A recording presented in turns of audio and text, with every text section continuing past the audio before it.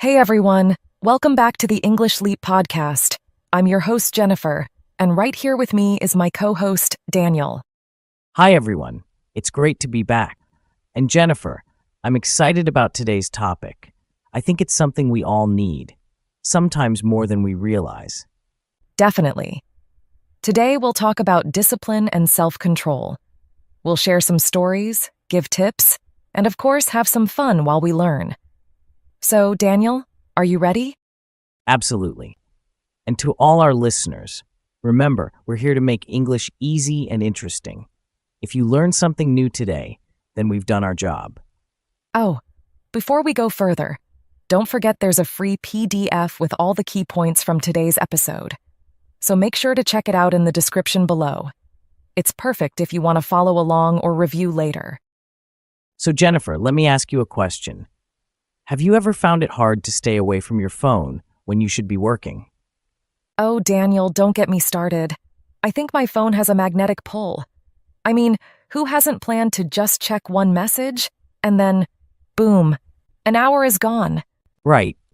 I know that feeling. It's like 1 minute you're checking a message and the next you're watching cute dog videos. Exactly. And it's not just about phones. It could be food, games, or even hitting the snooze button in the morning. Staying in control is tough, right? It really is. But that's why we're talking about this today, because we all face these challenges and we can learn how to deal with them together.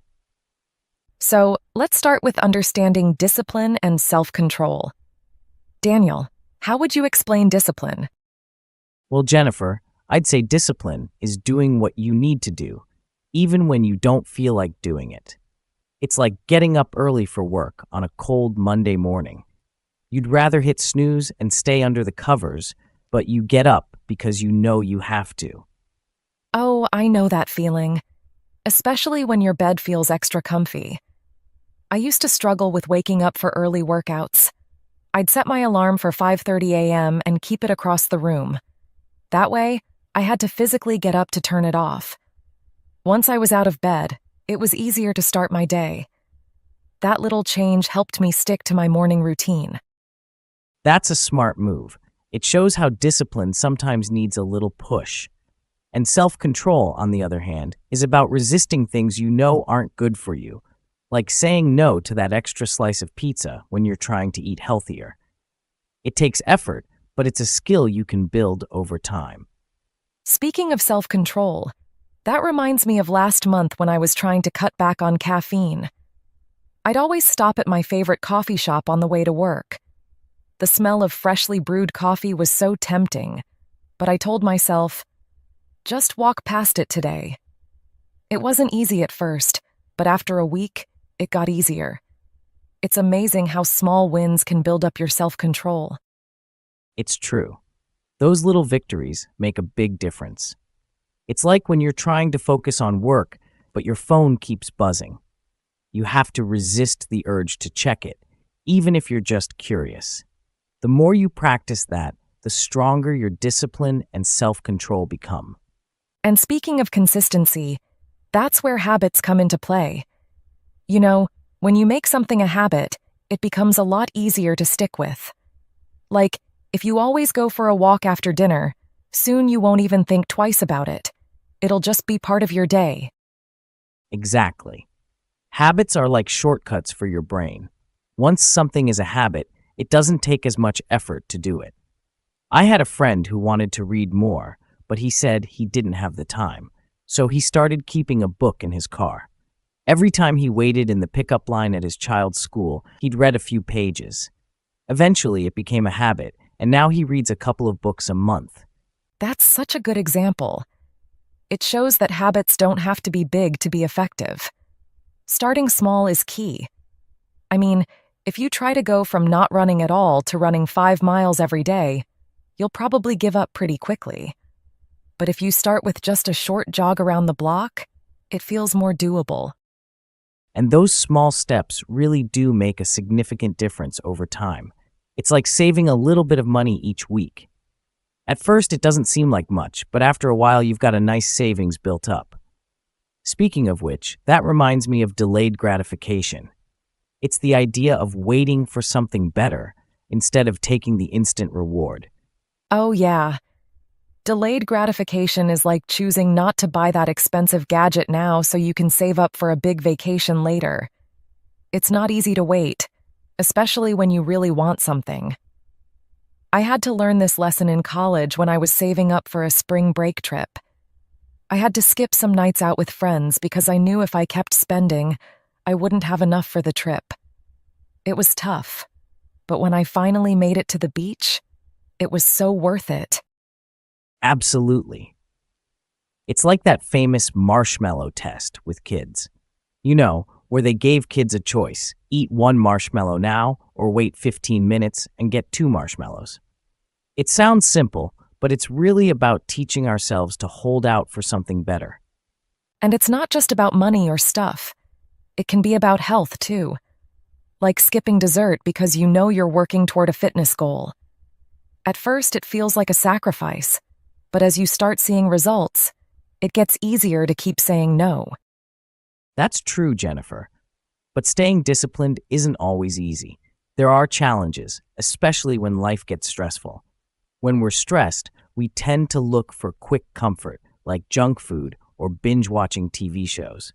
It's our brain's way of dealing with all the pressure. Oh, I totally get that. I remember last year during tax season, work was so busy, and I was stressed out. I'd come home and just eat a ton of snacks because it felt good at the moment. But then I noticed it wasn't making me feel any better in the long run. I had to find healthier ways to manage stress, like taking a walk or doing some breathing exercises. That's a smart approach, Jennifer. Finding healthier ways to manage stress can really help. Speaking of managing things, let's talk about some strategies for developing discipline. When you want to build discipline, it's like building a muscle. You need to start small and gradually increase the weight. Exactly. It's like going to the gym. You wouldn't start with the heaviest weights on day one. You'd start with something lighter and build up over time. The same goes for discipline. If you want to start waking up earlier, don't suddenly set your alarm 2 hours earlier than usual. Start by setting it 15 minutes earlier, then 30 minutes, and so on. That reminds me of something I heard once: habit stacking. It's when you add a new habit onto something you already do. Let's say you always make coffee in the morning. You could use that time to do a quick stretch while the coffee's brewing. It helps you create a new routine without feeling overwhelmed. That's a great technique. I actually started doing that with reading. I wanted to read more, so I made it a habit to read for 10 minutes after lunch every day. Since I was already taking a break, it was easy to add in a little reading time. Before I knew it, I was finishing a book every month. What about you, listeners? Do you have any habits you've stacked successfully? Share them with us in the comments. Yes, we'd love to hear your experiences. Little by little, these small habits add up over time. Exactly. And that's where motivation and willpower come into play. Motivation is great for getting started, but it doesn't always stick around. Willpower is what helps you push through when you're not feeling motivated. Oh, totally. Motivation is like that excitement you feel when you start a new project or set a goal, but it's not always there, especially when things get tough. I remember trying to keep up with my New Year's resolutions. I was super motivated in January, but by February, that excitement was wearing off. That's when I had to rely on willpower to keep going. Yep, motivation is kind of like a spark. It lights the fire, but you need willpower to keep it burning. And willpower isn't infinite.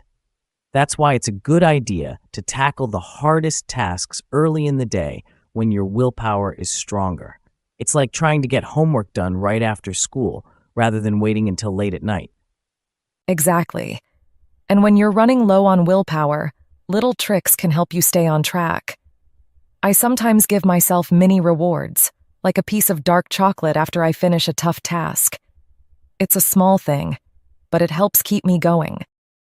I do the same. It's like giving yourself a little pat on the back. But another thing that really helps is mindfulness and self-awareness. When you're aware of your habits and how you're feeling, it's easier to stay disciplined. It's like catching yourself reaching for your phone out of boredom. When you're mindful, you can ask yourself, do I really want to do this? Or am I just trying to avoid something?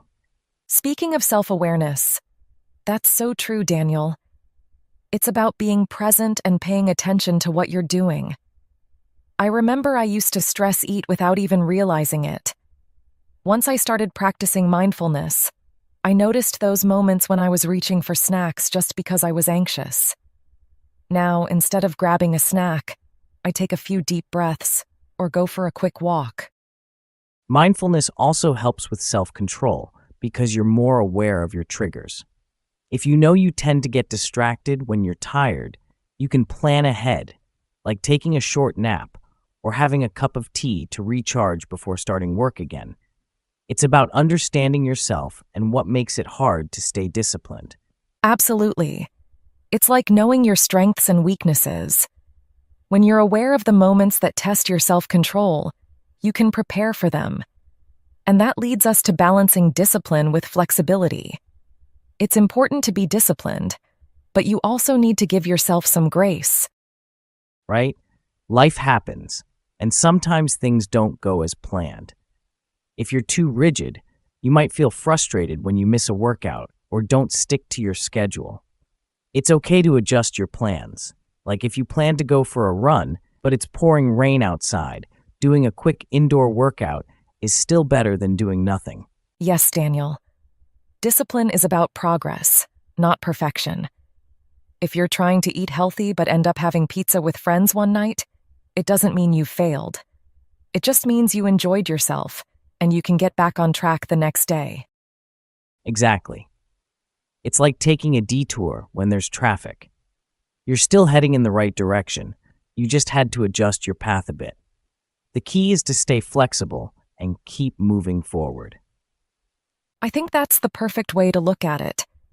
Life isn't always straightforward, so being able to adapt while staying focused on your goals is what really makes discipline work. So that brings us to the end of today's conversation. We hope you found our discussion on discipline and self-control helpful. Yes, and before we wrap up, let's bring in Charlotte for the vocabulary breakdown. She'll help us understand some of the key words, phrases, and idioms we use today. That's right. Charlotte is here to make sure we've got all the important vocabulary covered.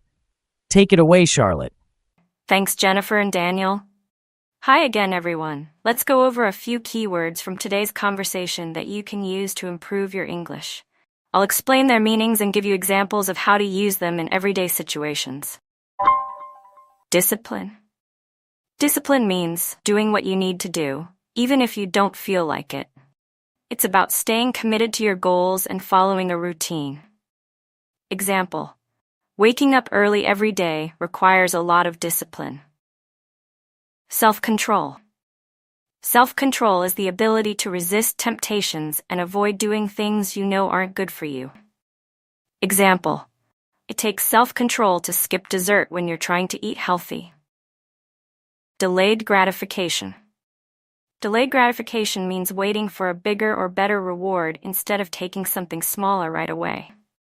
Example: saving money for a vacation instead of buying a new phone is an example of delayed gratification.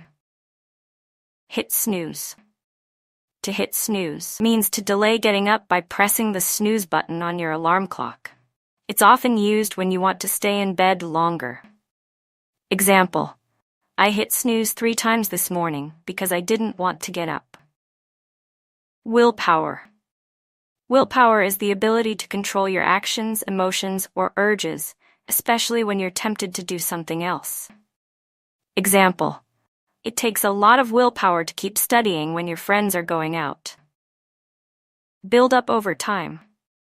When something builds up over time, it means it gradually increases or becomes stronger with time. Example: small savings can build up over time and turn into a large amount.